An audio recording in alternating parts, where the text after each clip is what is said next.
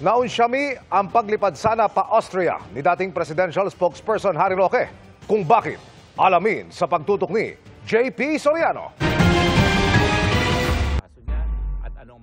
Dahil hindi pinayagang makalipad patungong Vienna, Austria, nasa The Hague sa the Netherlands pa rin si dating Duterte administration spokesman Harry Roque.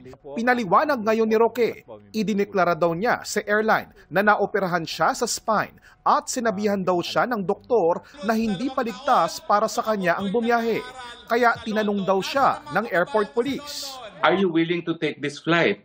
Sabi ko, no, because I have 2 medical certificates from physicians who operated on me that I am fit to travel. Tapos sabi ng police, but why are you here? Because I thought I had no choice. So yun ang nagtapos, and the airline honored my wish and allowed me to get off the flight. Sabi ni Roque, sinabi raw sa kanya na kailangan na niyang pumunta ng Austria batay sa abiso ng Dutch authorities. Ang bansang Austria kasi ang nagbigay sa kanya ng visa para makapasok ng European Union at batay sa Dublin ruling, ang dapat magproseso ng isang asylum request gaya ng hiniling ni Roque ay ang bansang nag-issue ng kanyang visa. Pero nagpupumilit yung department na concerned in transferring me to Austria under the Dublin rules. So sabi ko, sige, I will go. Ayaw ko naman masabi that I am defying yung orders ng host country ko. Naharap si Roque sa kasong qualified human trafficking kaugnay sa umano'y iligal na aktibidad ng isang Pogo Hub sa Porac, Pampanga. Dahil dito kinansila ng Pasig RTC ang pasaporte ni Roque.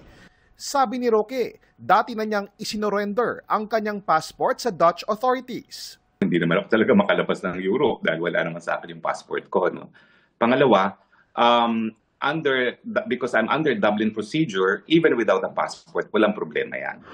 Muli ring itinanggi ni Roque ang mga paratang sa kanya. Sinulatan ng GMA Integrated News ang Ministry of Foreign Affairs ng the Netherlands at ang Immigration and Naturalization Service o IND kaugnay sa mga sinabi ni Roque, pero wala pa silang tugon sa ngayon.